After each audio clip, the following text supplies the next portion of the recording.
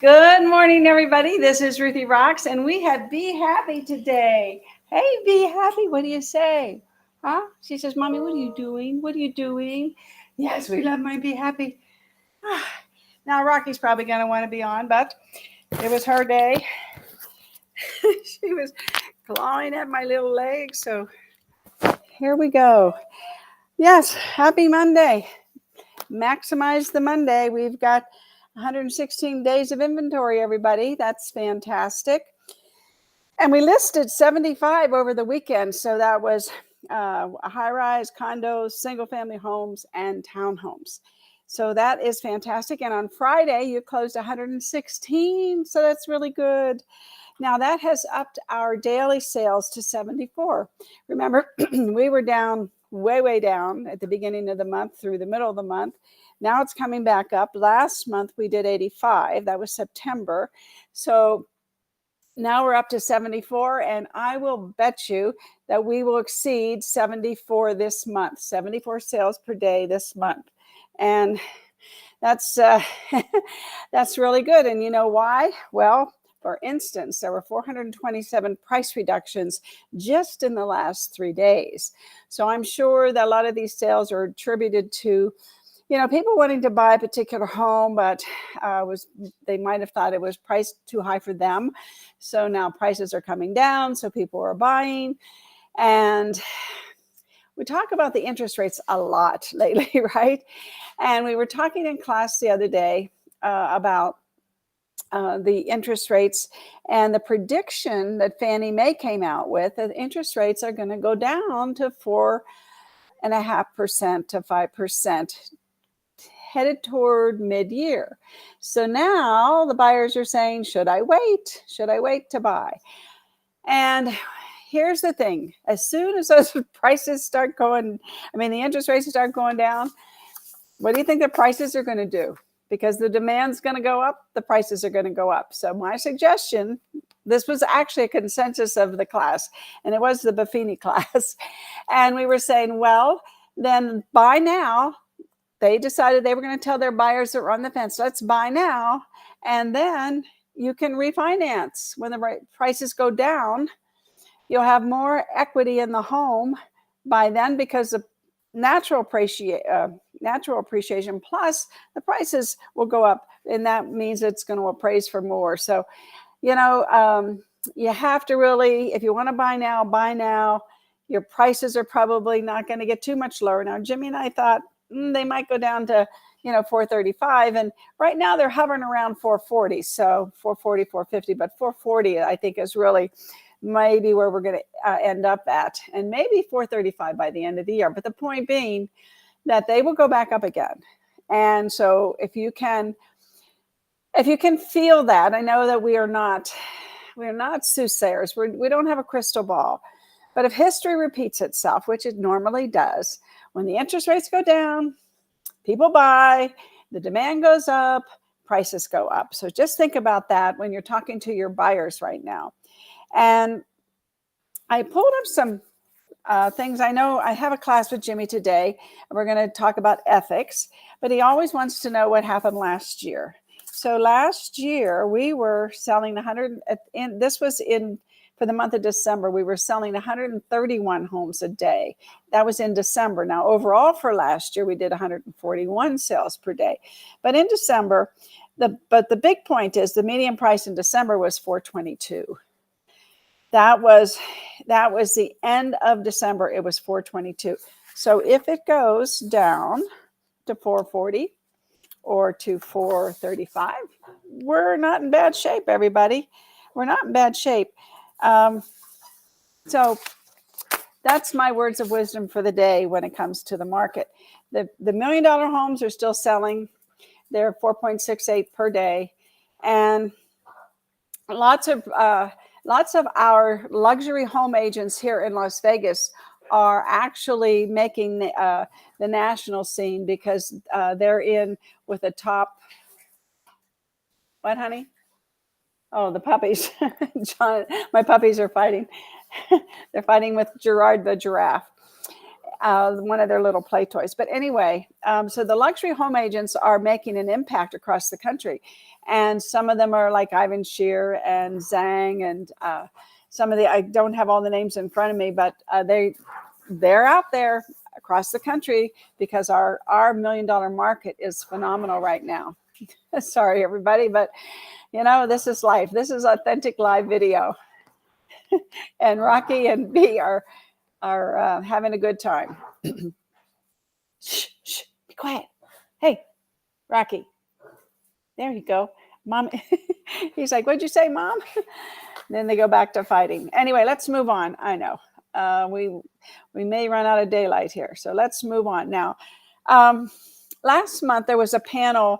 The National Realtors Association held a panel discussing all the mixed indicators that we have throughout our Las Vegas economy. And I just wanted to review a couple of them today. Let me see here. Let me put this up here, though. While I do that, I want you to know that year over year, Nevada is in the top percentile when it comes to equity gain. And this is a presentation that Corelogic did. I think Brian Gordon probably did the presentation, and 91,000 year over year average equity gain. That's an incredible number. It's hard for me to wrap my head around that. And of course, then you had California right behind it. And I mean, look at all the states around us. Where do you think people are moving to? I think they're moving to the west. Yeah, I was surprised up here. You know, of course, the weather's different up there, and it's Canada's right, a hip, skop, and a jump. So maybe people like that up there. Not my favorite part of the world up there. But anyway, I used to live in Atlanta, so I got away from the rain. So let's talk about what this panel talked about just briefly.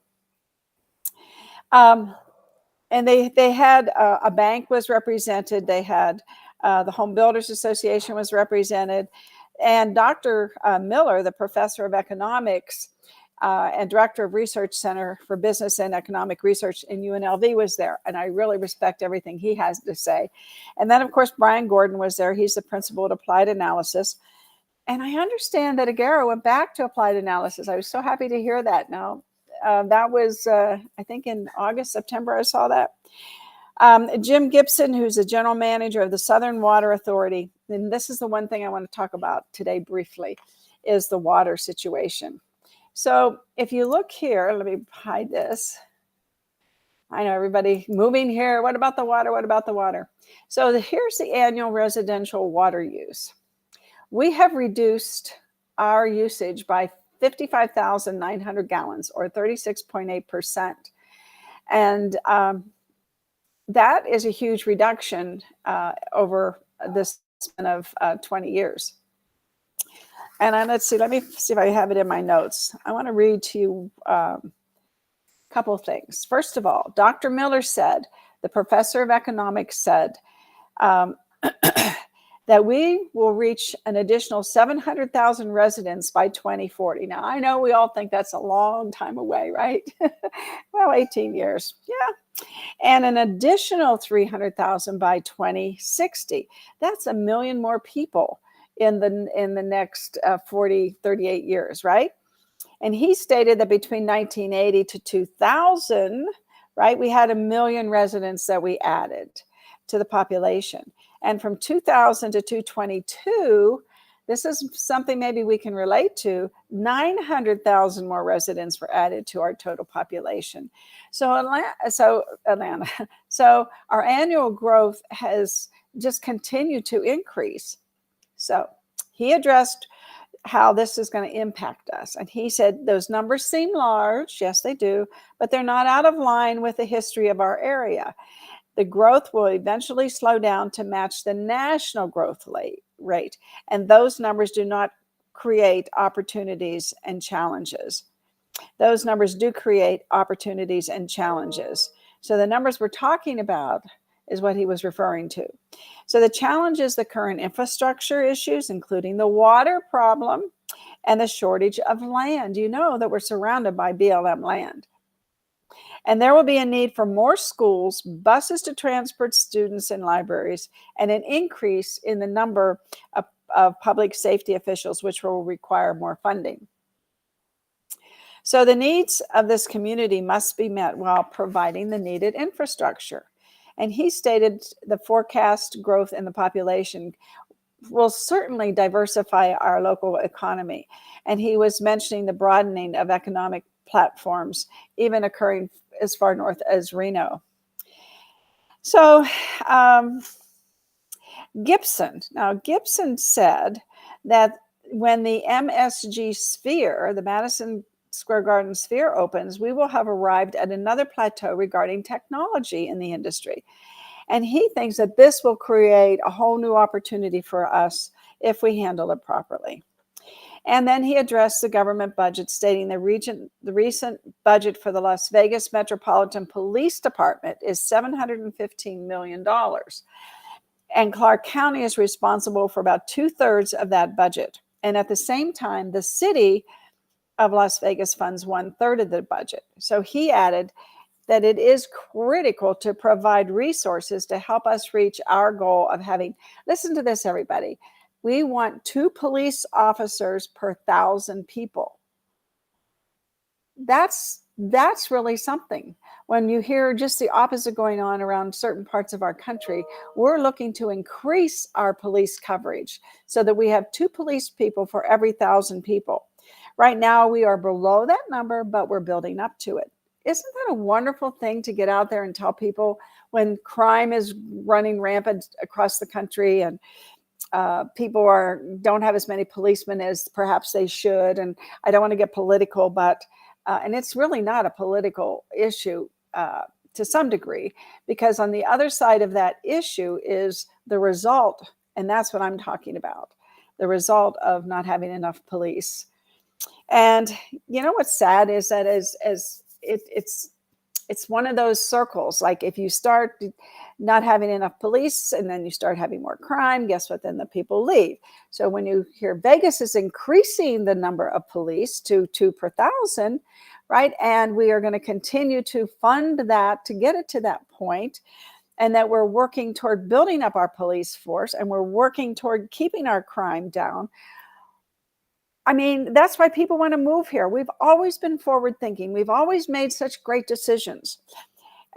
There's now even police academies that are being funded with an active outreach to recruit more police officers. So we're recruiting. I don't know, but I love it. I just love it.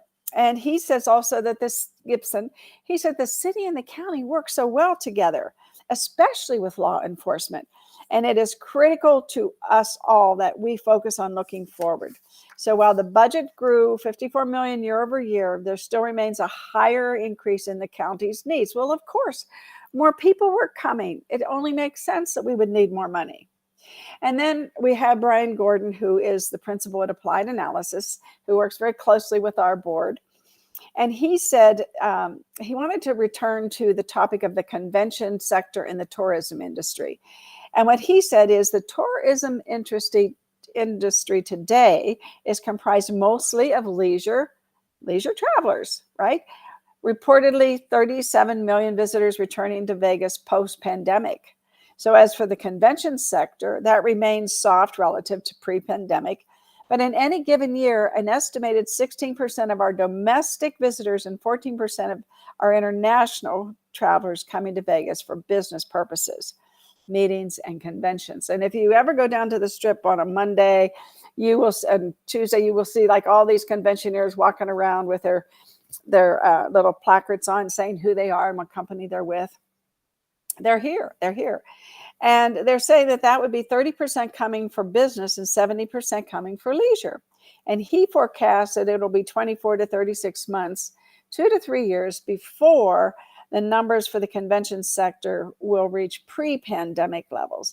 And I have to tell you, that's going to happen probably faster than you can imagine. And I think even faster than he is predicting. So we shall see. 2 to 3 years goes by like the blink of an eye. Then of course, we've got the Water District, and John Ensminger, who is the general manager of the Southern Nevada Water Authority and the Las Vegas Water Authority District. He said, of course, a big concern is water. He said that 90% of the water supply for Clark County comes from the Colorado River, which supplies over 40 million Americans with water. I didn't realize it was that high.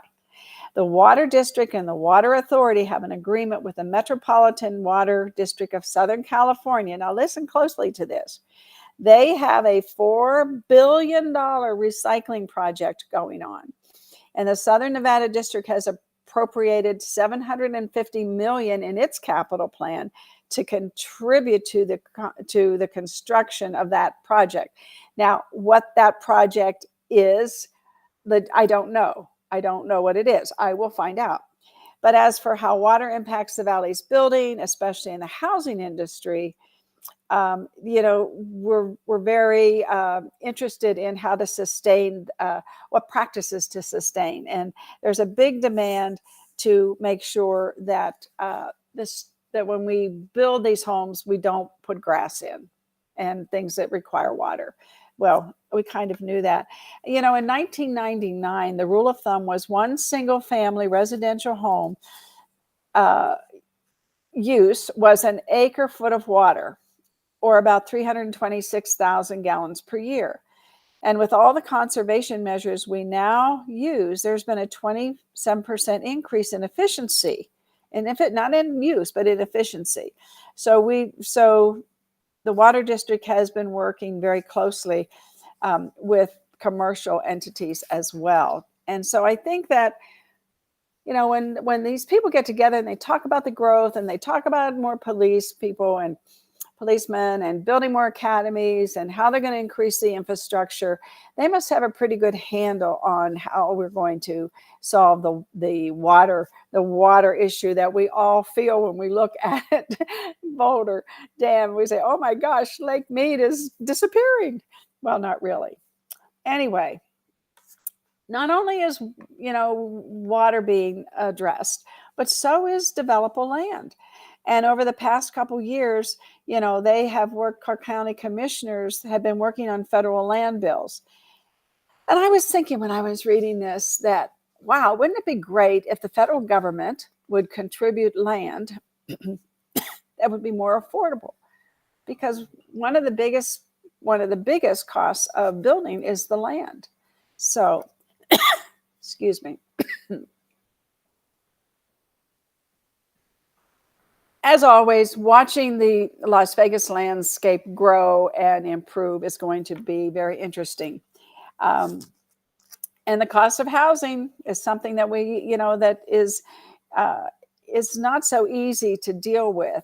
And and they realize that. So people are really working behind the scenes, perhaps that you didn't know, to make this community absorb that million more people that are coming in the next 28 years, which just seems like, and they're looking at the water, they're looking at the land, they're looking at the infrastructure, they're looking at our police people. We've got some great people behind us, and I just wanted to share that with you, and I will keep you updated as time goes on. And now that I know who to watch and who's on what project, I will be reporting to you.